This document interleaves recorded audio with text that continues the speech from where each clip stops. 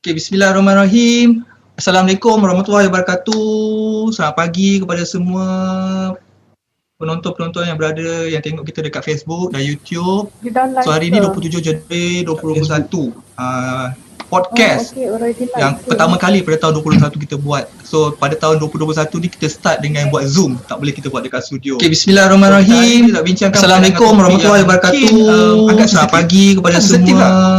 Bila saya baca agak topik dia pun, saya pun terasa berkenaan ketagihan ala baru.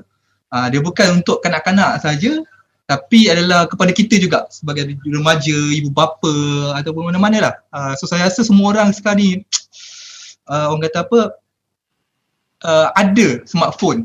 So ketagihan skrin tu bukan normalinya berlaku kepada kanak-kanak, tapi kepada remaja, kepada belia dan kepada orang dewasa pun.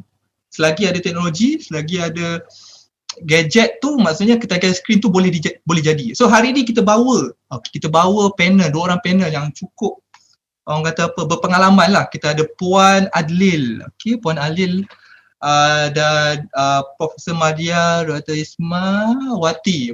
Puan Adlil, selamat datang secara maya lah, tak boleh tak boleh ada secara fizikal di KUM. Tapi tak apalah, lain kali lah kan. Lain kali insyaAllah kalau apa-apa kita boleh jemput kali kedua datang ke UM ataupun boleh contact lah kita. Kita nak bawa jalan-jalan ke UM ni, banyak tempat bersejarah yang ada ke UM ni. Universiti tertua kot kan. Mesti ada banyak benda yang kita boleh tunjuk. So insyaAllah nanti kalau ada kesempatan kita berjumpa lah secara fizikal. Saya bawa jalan-jalan, kita bawa jalan-jalan yang ada kat dalam UM. So terima kasih kerana sudi menerima jemputan kami walaupun jadual agak padat. Artis kan, jadual agak padat tapi sanggup meluangkan masa untuk kita pada sesi kita podcast pada kali ini. Dan panel kita yang kedua, kita ada Profesor Madia Dr. Ismawati. So terima kasih Doktor, Timbalan Dekan Pendidikan dan Pembangunan Fakulti Bisnes Universiti Melayu. So selamat datang. Terima kasih sekali lagi sudi menjadi panel untuk kita punya podcast pada kali ni lah. Okey lah Doktor? Sama-sama. First time lah Doktor? First time. Agak nervous tapi agak nervous. Kita tak payah cakap dengan Puan Adli lah. Puan Adli saya panggil Kak Gigi Kak Gigi lah. Kak Gigi mesra dipanggil Kak Gigi lah. Dia dah pakar ni Saya pun nervous kat sini. Host pun nervous dengan dia. Rasa tercabar sikit kan? Rasa tercabar. Kita perlu ikut dia punya program lepas ni.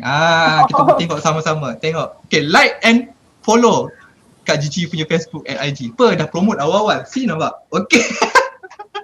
Tapi tak apa. Okay, mungkin kebanyakan orang yang menonton kita pada hari ini mungkin kita tak berapa, ada yang tak familiar kan. So kita nak memperkenalkan sedikit lah kita punya panel-panel. Okay, Puan Adli Rajia, okay, ataupun kita mesra kalau panggil Gigi lah kan. Okay, Kak Gigi lah, saya panggil Kak Gigi lah, mesra sikit kan. Okay, seorang penulis keibubapaan yang cukup dikenali. Okay, so macam saya panggil tadi kata artis lah. Artis ada macam artis lah. Selalu pergi show-show, talk-talk, motivator. Okay, viral untuk dia adalah seorang penulis buku tiga buku kan. Penulisan yang popular kan, 3 kertas, 3 krayon, 3 pensel warna, Why So Serious Parents and Parents Welcome to My World. So ini 3 karya penulisan beliau yang sering terserai dalam carta bestseller di kedai-kedai buku. Wow, nak kita dapatkan satu buku dia ni. Kan malah ketiga-tiga buku ni dinobatkan sebagai buku paling laris di Pesta Buku Antarabangsa Kuala Lumpur 2019 di Perioditis. Betul tak? Betul InsyaAllah. Ada nak tambah ke? Ada nak up sikit ke? Tak ada? Okay, mana tahu tak cukup up lagi, kita up lagi, tak ada masalah. Okay, so terima kasih sekali lagi. Selamat datang Syirah Maya. InsyaAllah nanti kita akan berjumpa secara bersemuka. Okay, so kita ada Profesor Madia Dr. Ismawati, Dr. Prof. Madia Timbalan Dekan di bahagian di Timbalan Dekan Pendidikan dan Pembangunan di Fakulti Bisnes di Universiti Melayu. So terima kasih sekali lagi. Cuma kadang-kadang kita tak familiar. So mungkin kita nak kita bagilah orang punya badan terangkan lah latar belakang sendiri kan. Macam Dr. Isma ni, Dr. Isma, Kalau kita tengok Dr. Isma punya latar belakang tu daripada Fakulti Bisnes. Tapi kenapa hari ni kita bawa ke topik ketagihan skrin? Mungkin Tisma nak terangkan sikit latar belakang doktor, mungkin research yang telah doktor buat. Okey. Terima kasih Anwar. Bismillahirrahmanirrahim. Assalamualaikum warahmatullahi wabarakatuh dan salam sejahtera kepada semua yang sedang menonton rancangan podcast pada hari ini. Terima kasih kepada UMCAS kerana sudi menjemput saya untuk berbicara secara maya, walaupun secara maya. Pada asalnya kita plan nak buat face to face kan? Betul. Saya akan rasa lebih selesa sebenarnya kalau kita berbual secara face to face. Sekarang ni kita terpaksa berbual secara screen to screen. Sesuai sangat dengan tajuk topik yang kita bincangkan pada hari ini iaitu ketagihan skrin ya. Terlebih dahulu mungkin izinkan saya untuk memberi sedikit penerangan mengenai diri saya dulu sebelum kita pergi kepada topik pada hari ini. Betul ya Anwar? Boleh sikit-sikit lah. Nanti kalau dah semua habis, saya tak ada soalan nak tanya nanti. Okay, walaupun latar belakang akademik saya adalah di bidang perakaunan, saya juga merupakan seorang bekas pelajar dari Fakulti Perniagaan dan Perakaunan Universiti Melaya. Saya banyak membuat kajian ya mengenai tahap penggunaan internet terutamanya. Okay. Dan salah satu cara untuk mengakses maklumat di internet adalah melalui gadget ataupun smartphone, tablet ataupun komputer. Itu juga indirectly adalah merujuk kepada tahap penggunaan internet ya. So saya pernah buat beberapa kajian mengenai penggunaan internet di kalangan orang bekerja, kalangan remaja sekolah dan juga pelajar universiti sendiri. Itu mungkin sedikit sebanyak mengenai kajian yang telah saya lakukan berkenaan dengan topik pada hari ini. Mungkin kajian-kajian lain yang tidak directly related pada hari ini kita akan bincangkan di masa yang seterusnya lah. Itu sedikit sebanyak mengenai latar belakang saya sebagai seorang penyelidik di bidang penggunaan teknologi maklumat ya. Saya memang suka buat penyelidikan yang melibatkan masyarakat ya Anwar dan Gigi. Saya suka, saya nak tengok sebab dia punya impact. Kita tak bercakap mengenai penyelidikan, kita sepatutnya memfokuskan kepada kesan penyelidikan kita kepada masyarakat. Yang itu lebih berkesan, kita tidak mahu dilabelkan sebagai penyelidik yang short sendiri ya. Yang cuma buat kajian dan kita keluarkan paper, keluarkan output dari segi jurnal, artikel dan sebagainya, tapi kita tak dapat translate atau mengubahkan ia menjadi sesuatu yang berguna kepada masyarakat. Okay, yang tu saya sedikitlah Anwar pengenalan. Nanti kan Anwar tak ada soalan nak tanya saya ni. Saya setuju. Kita stop sikit. Apa, panel-panel ni kadang-kadang kalau dah bagi mic ataupun dah bagi bercakap nanti so tak nak berhenti. Terutamanya Kak Gigi. Okey Kak Gigi, kita nak tanya ni. Okey, kalau kita tengok latar belakang Kak Gigi, kita tengok ada master dalam bidang environmental engineering kan. Tapi tiba-tiba beralih arah ke parenting ataupun penulis buku, karyawan. Kenapa? Macam mana boleh ke arah bidang tu? Mungkin ada juga orang nak tahu kan latar belakang Kak Gigi sebenarnya. Okey. Kita kena berbalik kepada tahun 2012 di mana hidup saya berubah 360 darjah. Kenapa? Ada sebab sebenarnya kenapa Anwar jemput saya hari ni. Macam Anwar cakap tadi, sebab saya lah mak tu yang anak ketagihan skrin tu. Saya lah mak bukan. Salah satunya artis juga. Itu lama lagi baru itu lama lagi. Jadi masa saya berada di tahun terakhir dalam pengajian PhD, memanglah yang Anwar cakap tadi dalam master saya dalam Environmental Technology and Management. Saya sebenarnya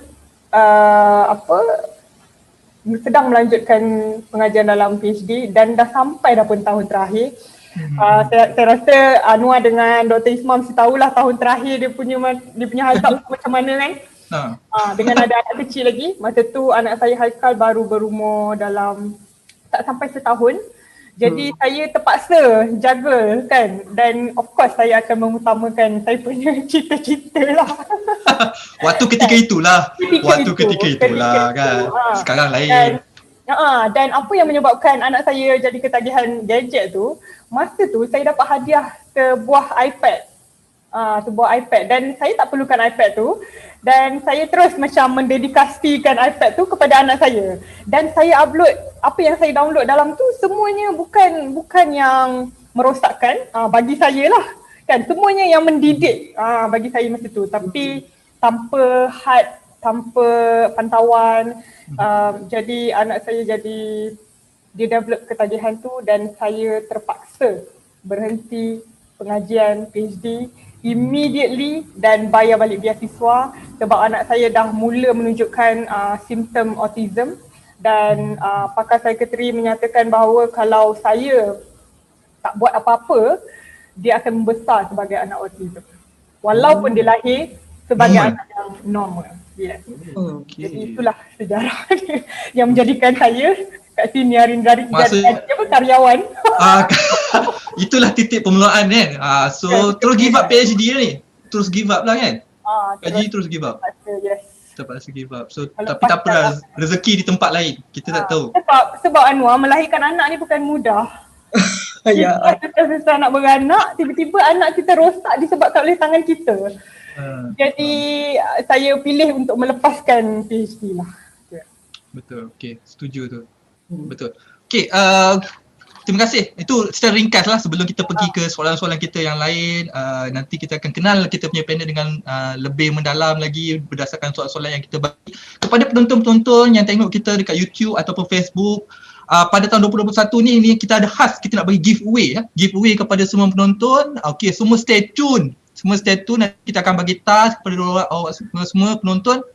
Kita bagi sikit giveaway kepada 5 orang yang bertuah. Nanti saya akan bagi tahu di hujung program tu nanti. Dan kepada semua yang baru masuk, kita akan bagi e-certificate kepada semua orang yang hadir dan tengok orang kata apa, rancangan ke ni? Okey lah, program. Okey, so program ini sampai habis lah. Okey, sampai habis. Tapi kita akan bagi link untuk register maklumat diri di akhir rancangan seperti biasalah. Siapa yang dah ikut kita daripada satu punya siri sampai sekarang dia tahu, tapi siapa yang baru tengok, so tunggu stay sampai habis, kita bagi e-certificate dan kita bagi giveaway kepada 5 orang yang bertuah. So nanti kita akan terangkan lebih lanjut di akhir rancangan. Okey, kita nak berbalik kepada kita punya program ketagihan skrin, ketagihan ala baru. Okey, mungkin ada juga kan ada juga mungkin yang tak tahu apa tu sebenarnya ketagihan skrin, apa punca ketagihan skrin kan, apa tanda-tanda anak-anak tu, anak atau diri kita ni ketagihan skrin. So bila kita tengok topik ni, saya pun sendiri kata apa, terpanggil jugalah ketagihan skrin ni macam kita hari-hari kita tengok handphone kan, kerja, belum tengok Netflix lagi, main game online lagi kan. So kita tak tahu adakah itu dipanggil ketagihan skrin. Apakah tahap kita bila kita tahu okey itulah ketagihan skrin, macam kita nak beza bahawa kita ni ketagihan skrin ataupun belum lagi. Sebab kita memang guna handphone hari-hari, kita tengok PC hari-hari, sedangkan sekarang pun kita tengok komputer. So apa tahapnya tu, kita nak consider itu adalah ketagihan skrin dan tanda-tanda tu. Macam mana panel kita? Siapa dulu? Kita buka. Saya ke? Saya dulu kan? Boleh tu. Mungkin saya bagi sedikit kupasan mengenai takrifan apa yang kita bincangkan pada hari ini, iaitu ketagihan skrin ya. Ketagihan sendiri adalah merujuk kepada keperluan fizikal atau psychological yang kompulsif dan tidak dapat dikawal ya terhadap sesuatu. Okay. Kalau dulu kita selalu relatekan ketagihan sebelum adanya digital, ada network, ada internet, bila kita kata ketagihan, kita selalu merujuk kepada sama ada ketagihan dadah, alkohol, something that you consume orally, kan? You ambil kan. Kalau dulu kita cakap orang tu penagih apa? Penagih dadah. Tapi kita tak sedar, kita juga boleh jadi penagih kan sekarang ni, penagih skrin. Itu masuk ketagihan ataupun dalam arti kata lain ialah gian atau taksub terhadap sesuatu. Okay.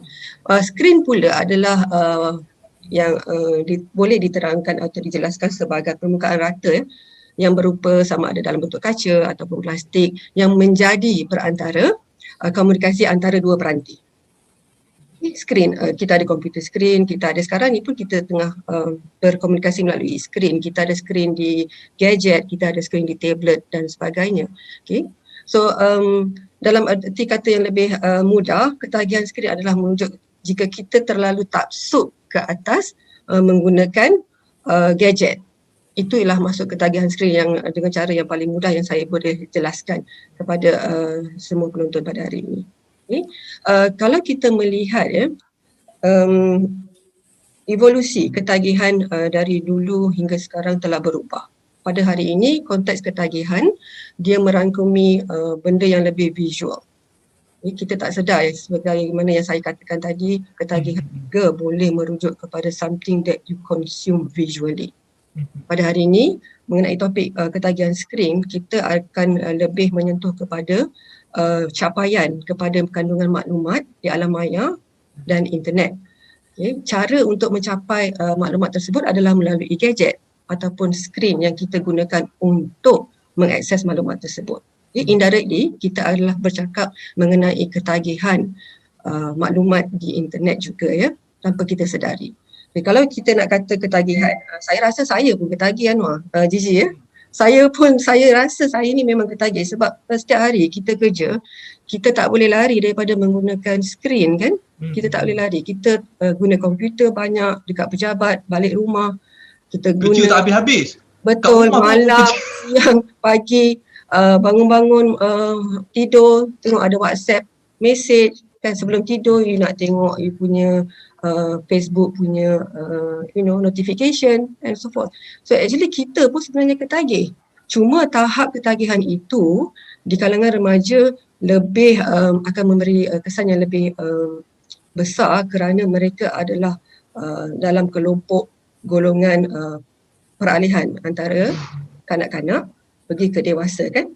So ia memerlukan sesuatu kawalan ataupun disiplin yang kuat untuk memastikan penggunaan skrin itu adalah dalam jumlah dan masa yang sesuai dan tidak terlalu melampau ya.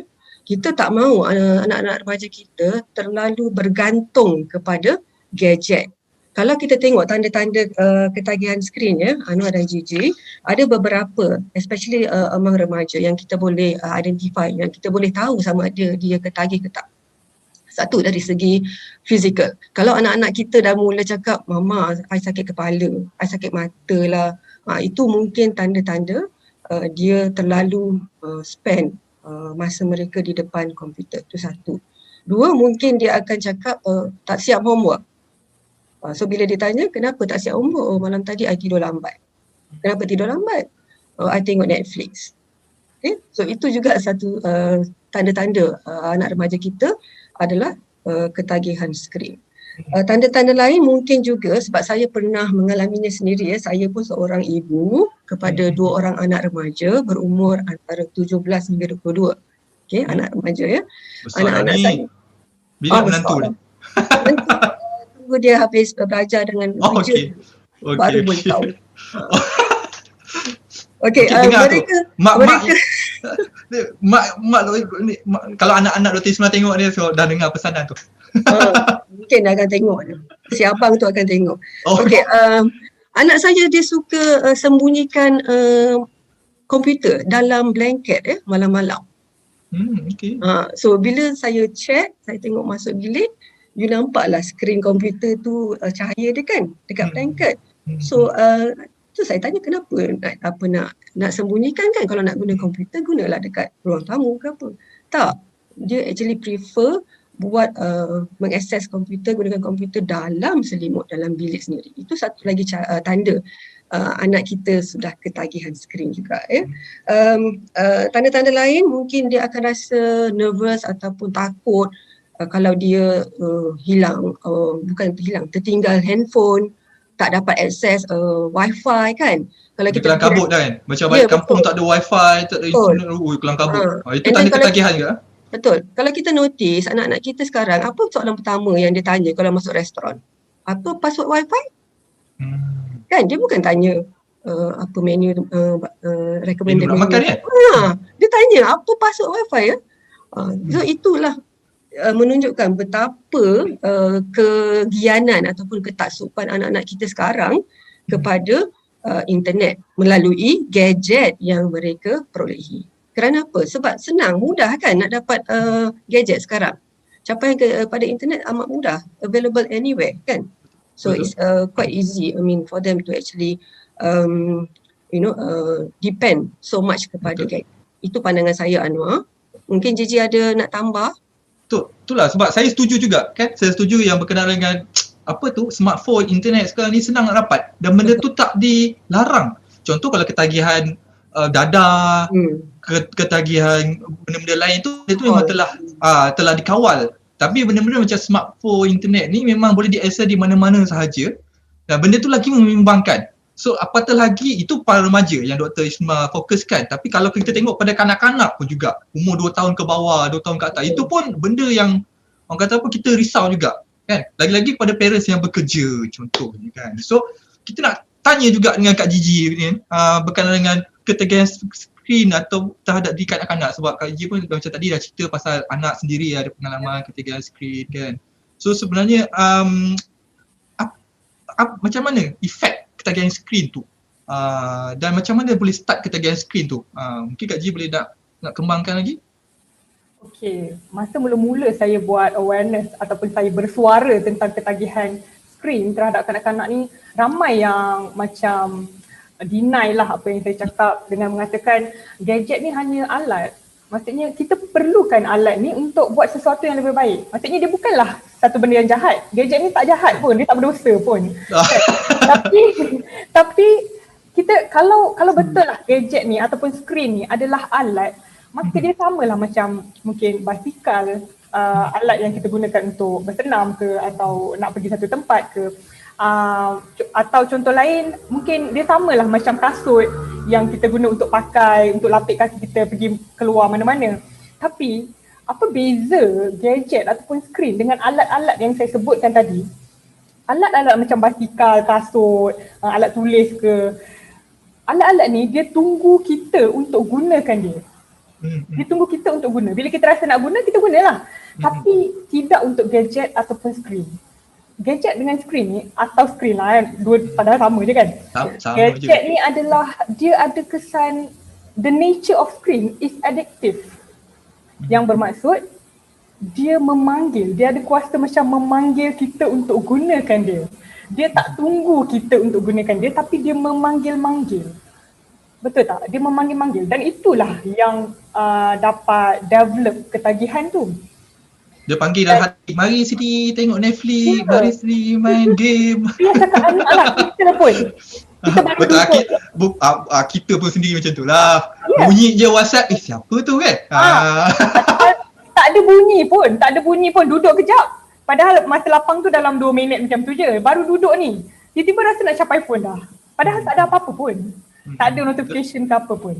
Jadi betapa gadget ni walaupun dia adalah sejenis alat, tapi dia addictive dan dia memanggil-manggil dan dia ada macam hypnotizing effect tau. Dia memukau. Contoh macam kalau kita nak set alarm kan, malam-malam sebelum tidur tu okey lah nak set alarm kejap lah. Set alarm, tapi pergi mana dulu? Kan? Set alarm tu lah sejam kemudian. Lepas tu sudah balik. Tengok IG dulu. Ya. Dan kita kena faham dari sudut anak-anak pula, dari sudut anak-anak kecil pula, kita kena faham siapa anak akan jadi pada masa akan datang sangat bergantung kepada pendedahan macam mana kita bagi pada 6 tahun pertama tu. Dan bila perkembangan anak 6 tahun pertama tu mungkin terhalang ataupun terganggu disebabkan oleh pendedahan skrin yang berlebihan ataupun terlalu awal, maksudnya dia akan mengganggu keseluruhan proses kehidupan anak tu. Maksudnya proses pembentukan kematangan anak tu. Sebab ia melibatkan otak. Dia melibatkan otak. Dan kita kena faham juga, sebagai ibu bapa kita kena faham anak dia tak menggunakan skrin macam kita guna. Sebab otak mereka belum belum sepenuhnya belum mature, belum siap lah kan, under construction kan. Dan kalau kita tengok brain kan, perkembangan otak ni, saya bukan pakar otak tapi fahamlah tentang ni sikit. Mungkin kita boleh share lah apa yang kita tahu. Okay, Dan perkembangan otak anak ni dia ada dua bahagian, the emotional part and the thinking part. Jadi 6 tahun pertama ni sepatutnya ibu bapa fokus kepada the emotional part. Tapi kalau kita tengok ibu bapa hari ni, ya Allah, umur 3 tahun nak anak cepat baca, nak anak cepat kira, kenal warna, kenal temu binatang dalam zoo tu, semua dia nak anak dia kenal. So mengaji, nak anak pandai apa, semua. Kira kita paksa the thinking part tu untuk berlaku. Memang anak akan jadi bijak kan, dan gadget adalah salah satu alat lah untuk memang anak akan jadi bijak. Saya tak nafikan anak belajar boleh cakap English dengan slangnya kan bila tengok YouTube. Memang anak akan jadi bijak, tapi anak tak berkembang dengan baik secara emosi. Dia bijak tapi dia panas baran, dia tak ada common sense, dia selfish, dia tak ada empathy, dia tak responsif bila dipanggil, agresif dan sebagainya. Jadi itulah, walau macam mana bijak pun IQ anak, kita takkan boleh skip maturation emosi process. tu kan. Yes, proses kematangan tu. Sebab yang membuatkan, kalau kita orang dewasa sekarang pun, yang menentukan kita ni matang ataupun tak adalah emosi. Bukannya takat, kau ada PhD, kau ada apa benda semua kan, Datuk Seri apa. Kan, emosi, how you manage yourself. Ouch, sakit pula. Ouch.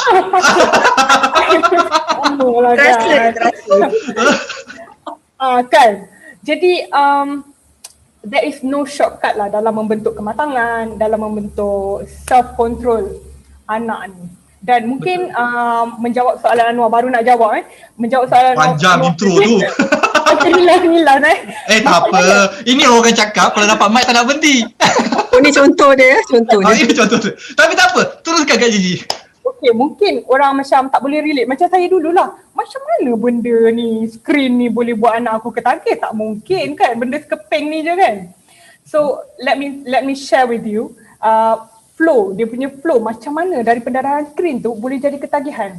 First ialah pendarahan skrin ni boleh menyebabkan chemical dependency. Maksudnya dia akan merangsang hormon yang buat kita feel good. Kalau anda pernah dengar lah hormon dopamin tu kan, kita selalu dengar tapi kita tak tahu apa jadahnya pun. So bila hormon tu dirembes dengan banyak, anak tu akan rasa macam tak cukup. Walaupun kita dah tetapkan limit, tapi setiap hari, contoh 10 minit, anak tu tetap akan rasa tak cukup, nak lagi, tak cukup. Dan daripada situlah dia akan cause real addiction. Di mana anak tu akan nak lagi dan sampai setahap otak dia rasa aktiviti screen adalah jauh lebih baik, jauh lebih best, jauh lebih seronok daripada real interaction dengan family, bermain dengan kawan-kawan dekat padang atau main dengan adik-beradik. So otak dia dah fokus kat screen. Dan bila dah jadi macam tu, dia akan trigger physical stress pula. Physical stress. So macam yang Dr. Isma cakap tadi lah kan, dia berdebar lah, dia heart rate dia meningkat, blood pressure dia meningkat, stress hormone meningkat. Dan bila berlaku perubahan fizikal macam ni, anak akan jadi itulah panas baran, susah nak tidur kan. Dan lepas tu pula apa yang berlaku, mulalah timbul behavior pelik ni, macam tantrum lah, meltdown lah, apalah label saja pun tapi tak normal untuk anak seusia itu. Macam anak saya dulu, umur 1 tahun lebih dia dah start baling barang, menjerit, cederakan diri, hantuk kepala dekat dinding, cederakan orang lain dan cederakan diri sendiri. Which is kita tengok anak umur 1 tahun macam kena rasuk kan, macam tak logik langsung. Dia nak benda tu lah, nak gadget tu lah kan. Dia tak dapat. Dulu saya ingat anak saya kena rasuk. Bawa lah pergi ustaz lah, jumpa ustaz. Tapi yang mampu menenangkan dia hanyalah iPad. So dah clear dekat situ. Jadi bila dah berlakulah ketagihan apa semua, kalau kita tak buat apa-apa, kalau kita tak nak ambil tindakan, then kita membantutkan kematangan anak tu sendiri. Betul. So kita nak cakapnya, bila kita dengar macam apa yang Kak Gigi bagi tahu, Dr. Isma bagi tahu tu, kadang-kadang kita tersentak lah kan. Kita tersentak yang ada parent yang menganggap belajar melalui YouTube, belajar melalui gadget, main game waktu umur kanak-kanak akan lebih, orang kata apa, bukan kanak-kanak jugalah, remaja jugalah, akan lebih kreatif kononnya lah. akan lebih bijak kan. Tetapi macam tadi Kak Gigi dengan Dr. Ismail cakap, benda tu memang yes kan, tetapi dia akan kurang part emosi. Part emosi untuk develop tu kurang. Itu yang menyebabkan para remaja ni ataupun kanak-kanak yang nak membesar ni, dia kurangnya attachment emotional tu lebih kurang kan. So dia lebih kepada gadget, dah tak berkomunikasi dengan orang.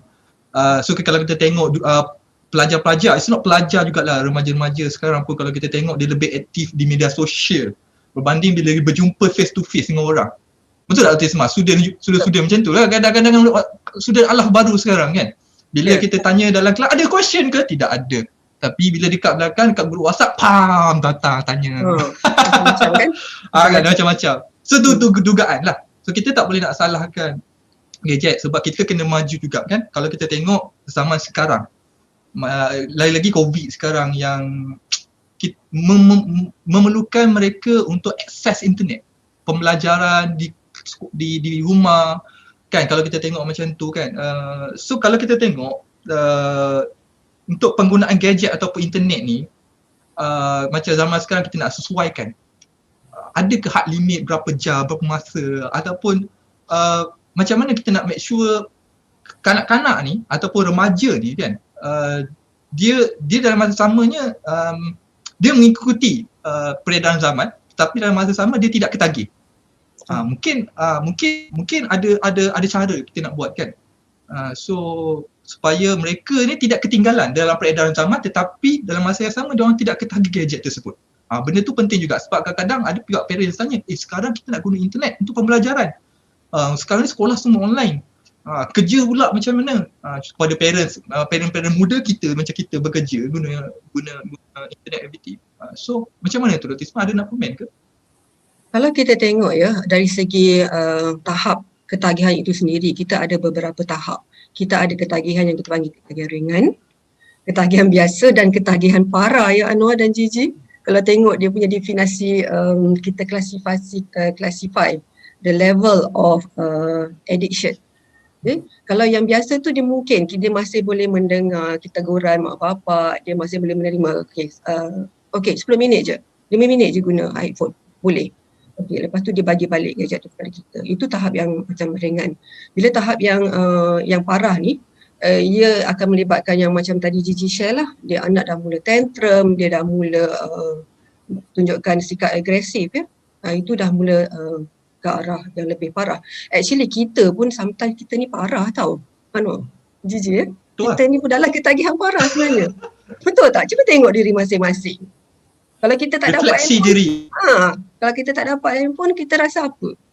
Kita rasa macam, ketinggalan ke orang tu cakap apa dekat grup ya? Mungkin I tak dapatlah gosip kan yang panas untuk hari ni kan, contohnya lah. Okey, itu satu. Kalau kita tengok juga penyelidikan ya yang saya pernah buat juga, kita tengok purata penggunaan internet contoh ya, sebab dia indirectly kita talking about purata penggunaan skrin lah, gadget. Secara purata rakyat di Malaysia ya menggunakan antara especially remaja ya between 4 hingga ke 6 jam sehari. Okay, ini actually dah banyak ya. Manakala kalau kategori yang ketagih itu adalah remaja yang menggunakan gadget selama lebih daripada 8 jam. Satu hari ni ya? Yes, definisi. Kita 4 hingga ke 6 tu average ya, as a whole population tu pun dah kira tinggi kalau dibandingkan dengan Jepun dan Korea. Jepun dalam 4 jam. Korea mungkin dalam 5 jam. Tapi, Jepun negara maju pun dia punya rakyat purata 4 jam je tengok gadget. Ya, rendah daripada kita. Kita actually sama dengan Taiwan dan Indonesia.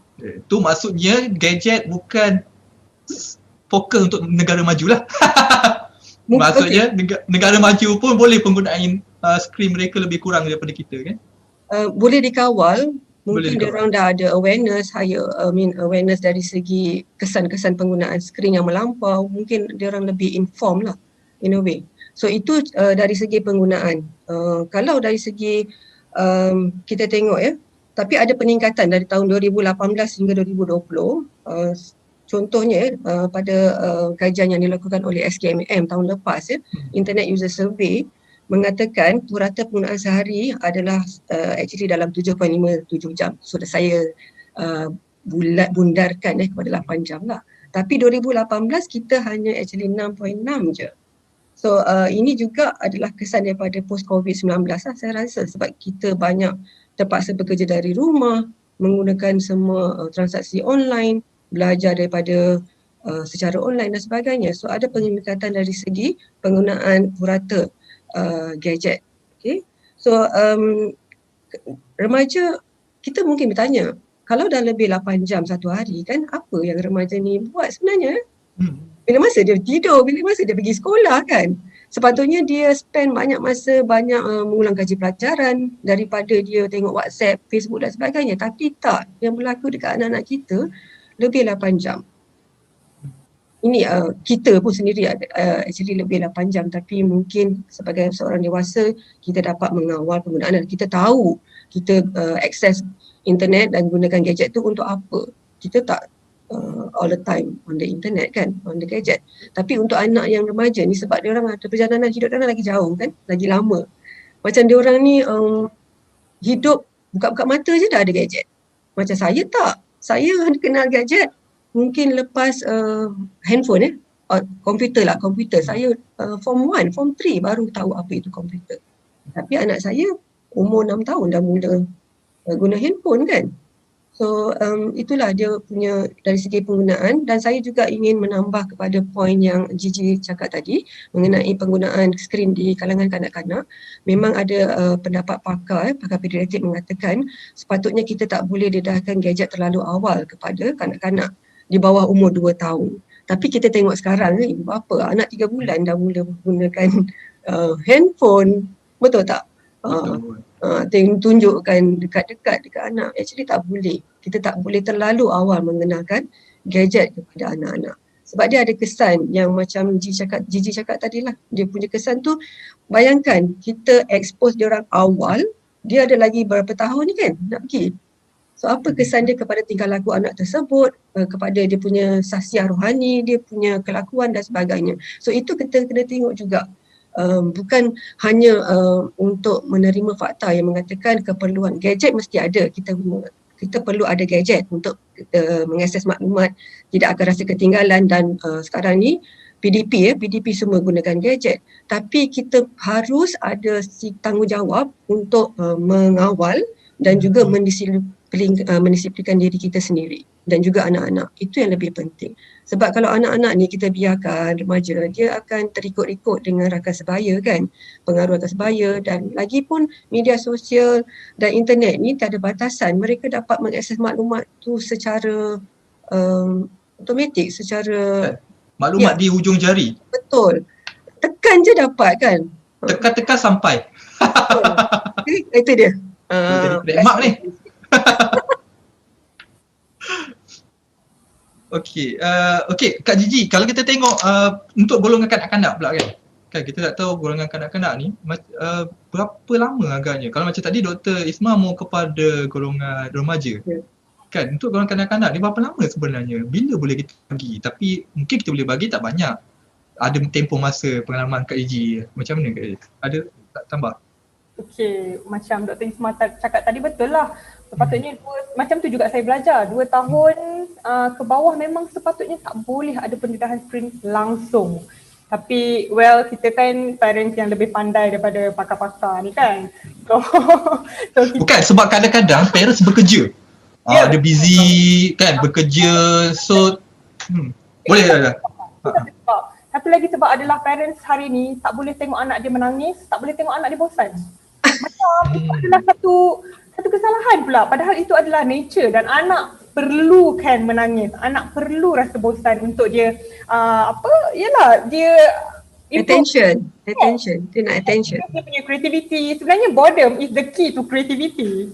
Will lead to creativity. Kan bila anak bosan tengok siling termenung, biarlah dia. Kenapa nak kena pakai gadget pula? Kenapa nak kena TV?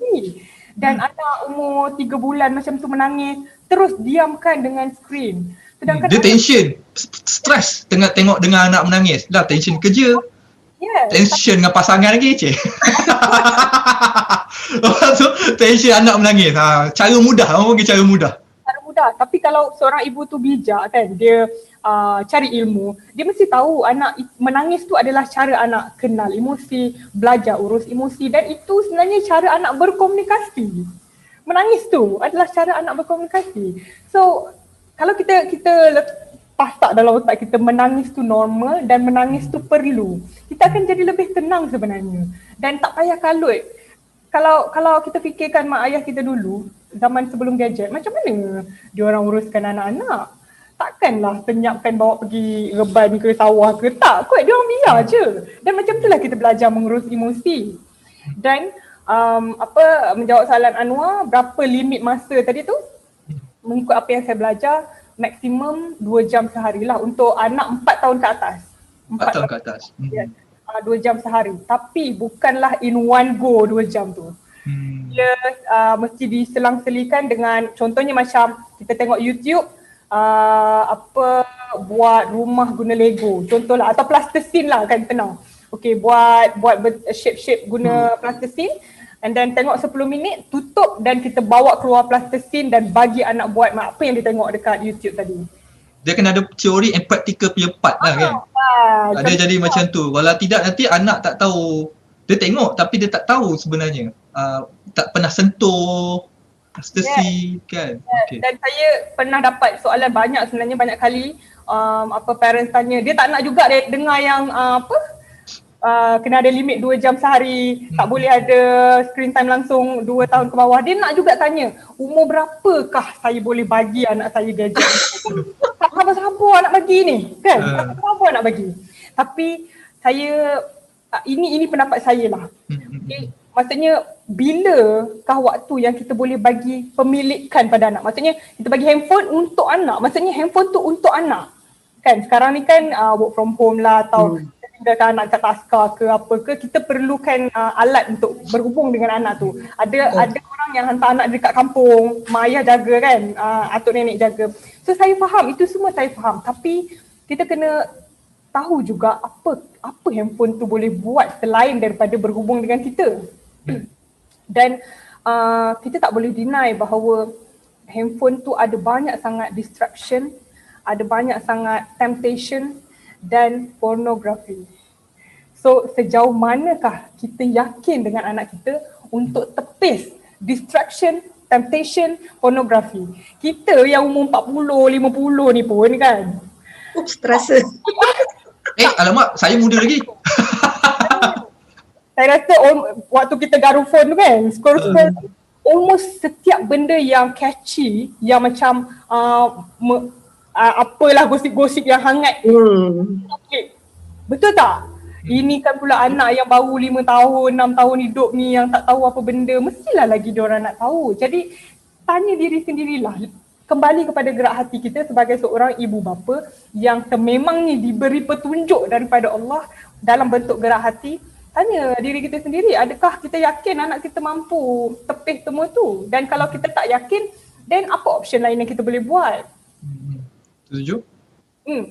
Setuju. Tapi tadi Kak Gigi ada bagi tahu berkenaan dengan zaman dulu kan, ada perbezaan. Zaman dulu anak-anak boleh je membesar kan, parent dulu boleh je membesar tanpa ada gadget kan. So parent dulu boleh membesar tanpa gadget. Tapi kalau kita tengok zaman sekarang, mungkin sebab faktor persekitaran kita yang ada dekat kawasan sekarang. Kalau kita sekarang ni isu COVID kan, isu COVID ni, dan kalau bukan COVID pun faktor persekitaran yang tidak selamat, terutamanya yang duduk dekat bandar, yang menyebabkan parents tidak membenarkan anak keluar untuk bermain, explore, main lumpur, sebab bahayalah faktor persekitaran yang agak tidak membenarkan, tidak begitu. Dan parent ni mengambil langkah yang mudah supaya bagi je. So bagi duduk diam kat rumah. Jadi macam ini terjadi jugalah kepada golongan remaja juga dan kanak-kanak lah. Terutamanya remaja ni kita risau juga, tapi taklah risau lagi kanak-kanak. Kalau umur 7 tahun, 6 tahun ataupun 4 tahun, kita nak bagi keluar tu pun kita agak bimbang. Kalau macam orang yang duduk kampung, kalau zaman dulu kita selamat, duduk lepas kerja anak kat luar. Itu mungkin faktor yang menyebabkan diorang lebih explore. Zaman sekarang parents mungkin mengambil inisiatif, kata tak selamat, so dia ambil pendekatan mudah, dia bagi je handphone, duduk kat rumah. So apa komen Dr. Isma? Saya setuju sedikit dengan pernyataan sedikit itu. Okay. Sedikit je. Sebab saya nak share ya, mungkin kita tak bolehlah jadikan faktor keselamatan persekitaran yang tidak selamat sebagai de facto yang menyebabkan anak-anak remaja kita beralih kepada alam maya ya. Tak boleh. Kalau kita perasan di alam maya pun kita ada threats ya. Kita ada ancaman. Tak selamat juga sebenarnya kan? Oh, tak selamat. Anak-anak kita open for cyberbullying Tahu kan kesan cyberbullying, ada remaja yang bunuh diri disebabkan oleh cyberbullying. Itu satu contoh. Hacking itu satulah, shaming online body shaming contohlah. Itu beberapa je yang saya dapat fikirkan pada masa ini. Tapi kita tak boleh just because we think that the current physical environment is unsafe, we let our children, we let our remaja beralih memfokuskan kepada internet, gadget dan sebagainya. Itu adalah satu benda yang salah. Kita harus faham ada lagi faktor-faktor lain yang menyebabkan mereka beralih kepada menggunakan internet. Pengaruh rangka sebaya, saya rasa itu yang paling crucial ya. Sebab anak-anak remaja kita pergi sekolah, dia akan bergaul dengan anak-anak lain yang umur lebih kurang sama.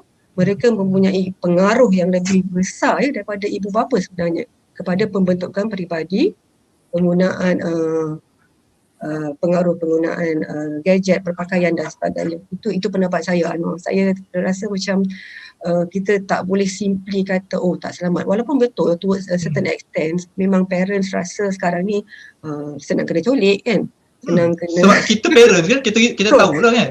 Senang kena colik lah, nanti accident lah, rintah jalan lah, baik duduk rumah lah, duduk dalam bilik, dan diam main komputer.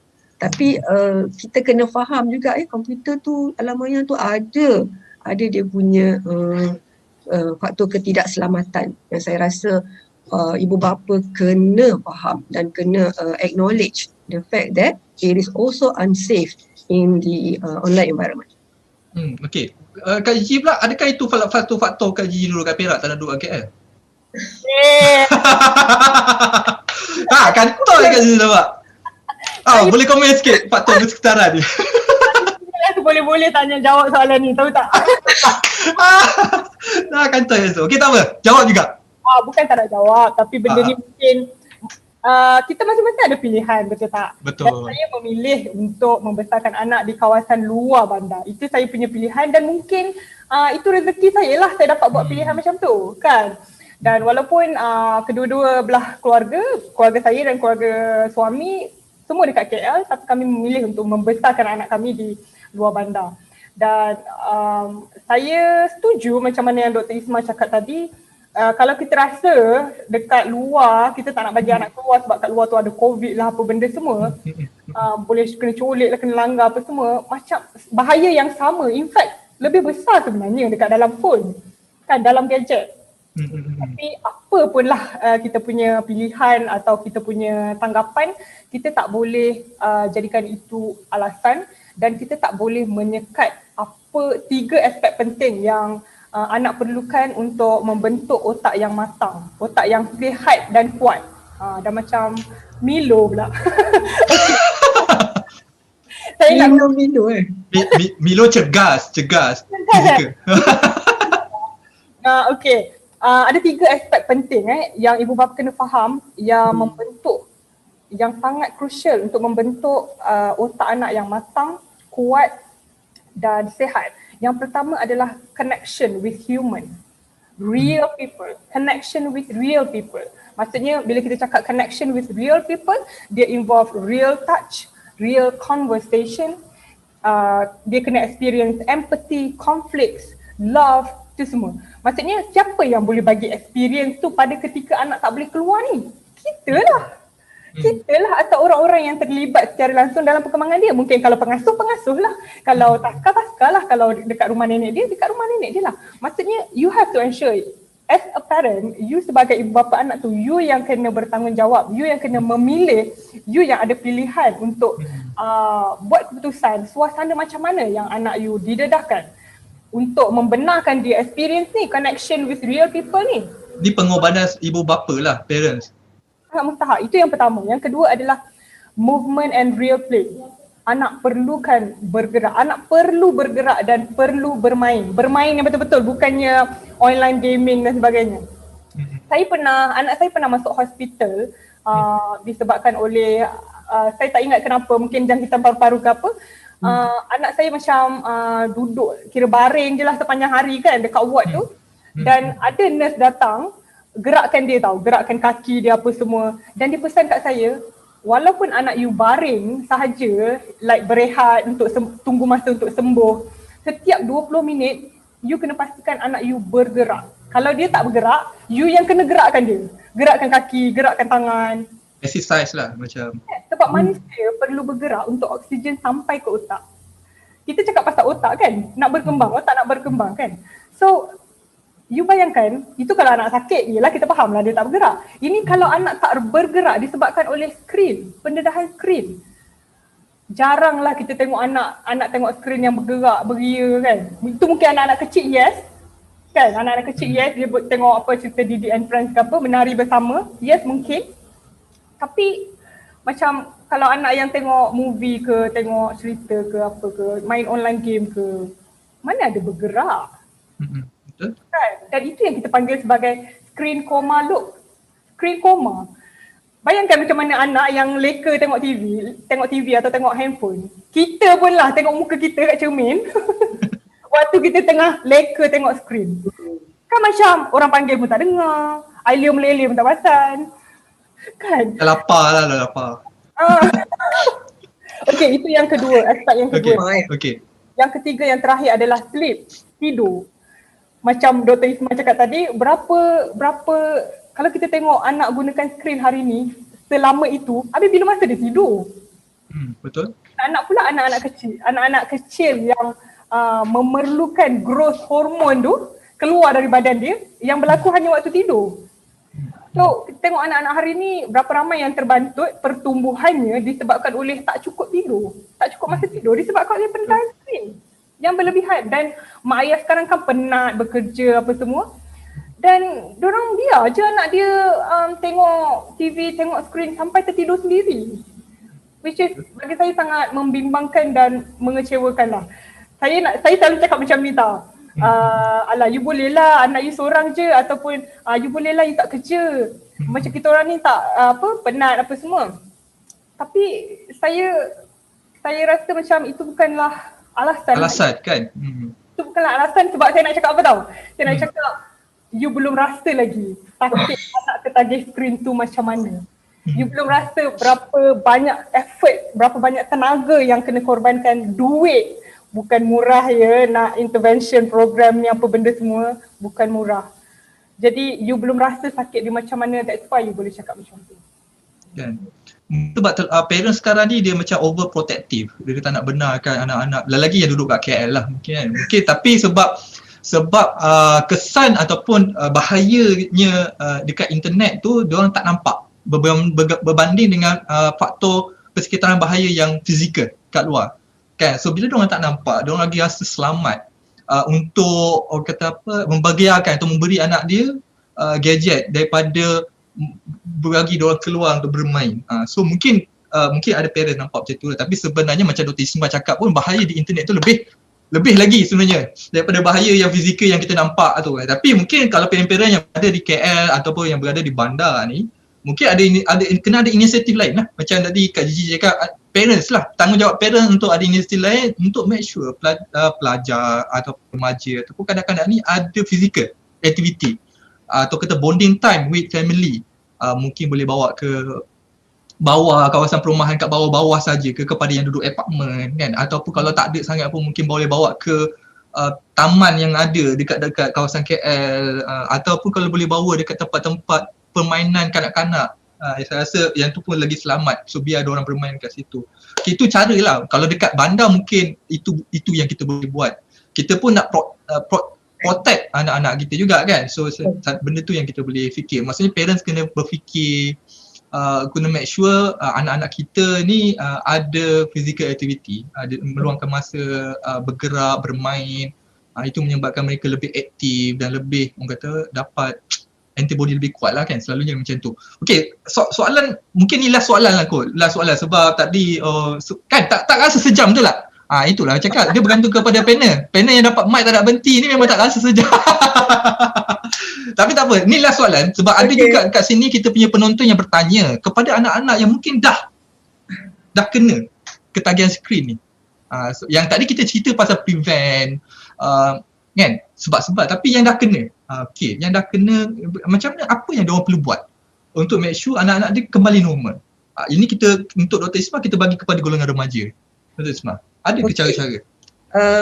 Kalau kita lihat ya, melalui kajian dan melalui pembacaan saya, di beberapa buah negara seperti Jepun, Korea dan China, mereka ada program khas yang boleh dilaksanakan untuk sebagai rehabilitasi ataupun untuk memperbaiki tingkah laku remaja yang terjebak dengan ketagihan skrin. Okay. Sebagai contoh saya berikan di Korea sendiri ya, contohnya dia ada keluarkan satu akta yang dipanggil Akta Cinderella, if I'm not mistaken.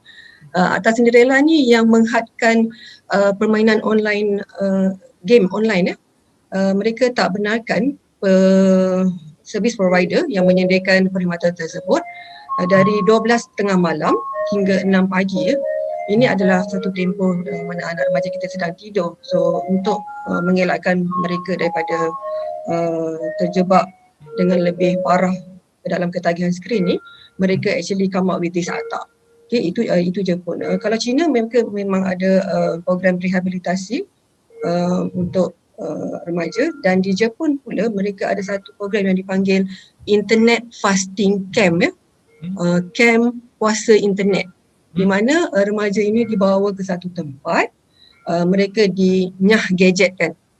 Mereka have to go through program, lectures, counselling yang tidak melibatkan gadget at all. So ia lebih kepada face to face, dan mereka didedahkan dengan banyak aktiviti yang melibatkan physical interaction supaya remaja ini dapat berubah kembali hopefully kepada keadaan asal sebelum mereka ketagih. Di Malaysia ada ke doktor?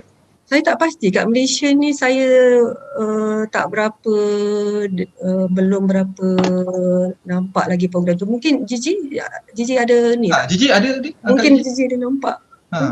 Saya pernah berbual dengan doktor sekretari daripada hospital Kuala Lumpur, tak silap saya. Dia cakap memang tak ada lagi. Tak ada kan?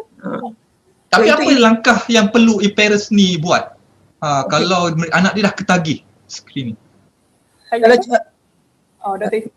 Saya tambah sikit lah, mungkin sebab anak saya pun dah ketagih kan.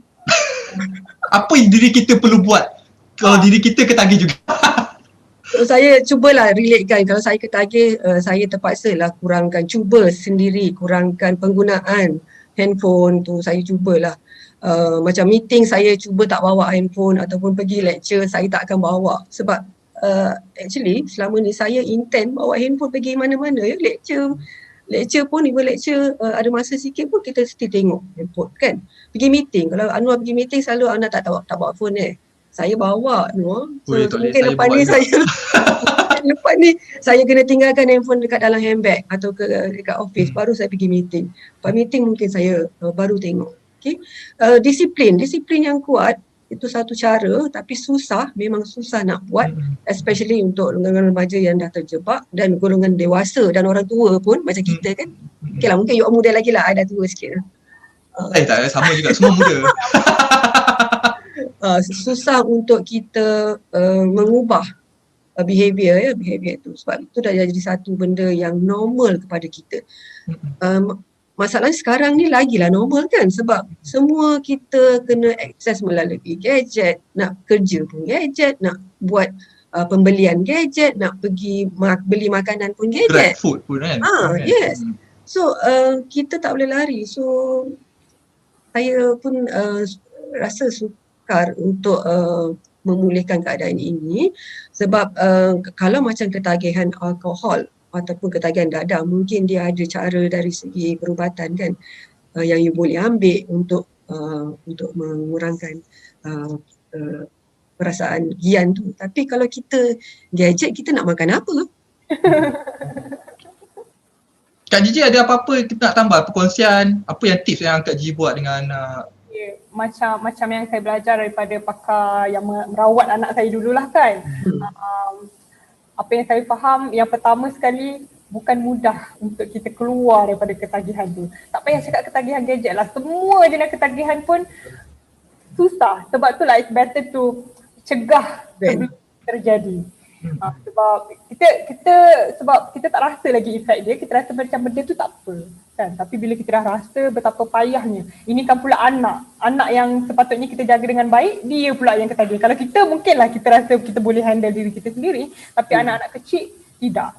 Jadi ada 2 je cara yang saya tahu, okay? Bukan yang saya tahulah, yang saya diajarkan kepada saya. 2 je cara untuk kita hilangkan apa juga jenis ketagihan, especially ketagihan screen ni lah. Yang pertama adalah minimize exposure, yang kedua adalah maximize relationship. Minimize exposure maksudnya kurangkan pendedahan.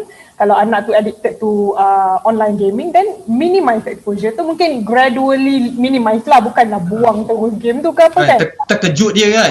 Depress pula budak tu kan. Masalah lain pula. Kan. Okay. Jadi gradually minimize exposure tu. Yang kedua adalah maximize relationship.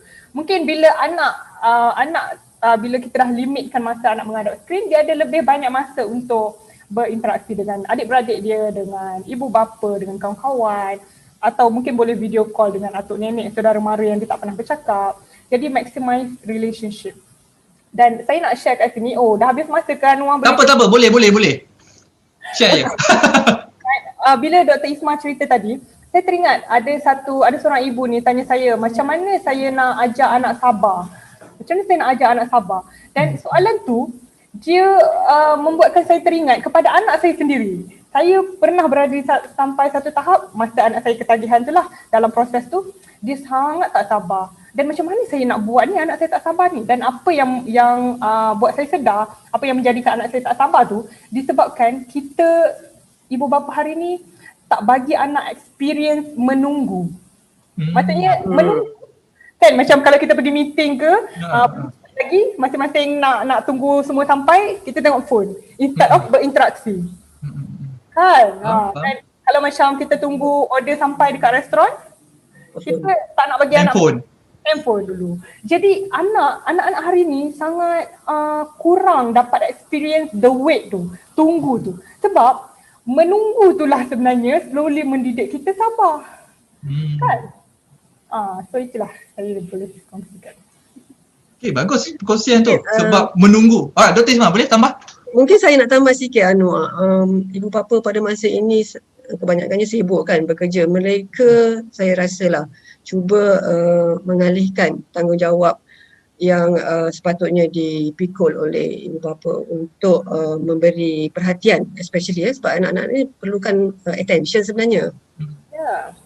Itu kita mereka mungkin cuba alihkan attention itu dengan memberikan anak gadget supaya dengan harapan anak-anak tu dapat memenuhi waktu mereka dengan sendirinya, tanpa menyedari bahawa the more you give the gadget, the lesser you can actually talk to them.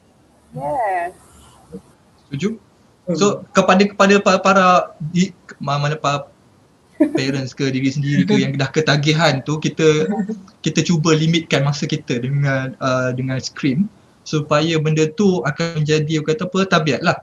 Janganlah terus kan, kalau macam kanak-kanak umur 2 tahun 6 tahun tu terus yang memang dah ketagih, kita terus akan jadi efek buruk lah. Tapi kadang-kadang slowly lah memberi, secara berperingkat, hadkan. Mungkin daripada kalau sebelum ni 8 jam diorang spend masa, mungkin kita dah bagi, kita kurangkan jadi 5 jam dulu.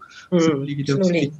So sampai lama-lama memang kita boleh guna seminimum yang mungkin lah. Saya pun terkejut dengan fakta yang Dr. Isma bagi, yang sebenarnya Malaysia pun tu dia punya masa average screen time mereka lebih kurang daripada kita. Walaupun Jepun adalah salah satu negara yang maju, yang berteknologi tinggi, tapi masa mereka menghabiskan secara kuartal dekat skrin tu hanya 4 jam kan. Tak ada yang 4 tahun. So kita ni lebih daripada Jepun. So kita kena ambil maklumkan perkara itulah. So hopefully, terima kasih kepada panel-panel hari ni di atas perkongsian. Mungkin sebab tadi ada juga yang komen untuk ada bahagian kedua Sebab banyak benda yang boleh kita kembangkan di kawasan kat benda ni sini kan. So tak apa, insyaAllah nanti kita akan berbincang kalau kita rasa kita nak panggil orang kata phase 2 kita akan panggil lagi lah Kak Gigi, Dr. Ismail kalau sudi datang lagi ke kita punya mungkin kita boleh datang terus face to face lah ke studio. Betul, saya nak kopi Anwar. Kopi boleh, kita pergi kopi. He and she.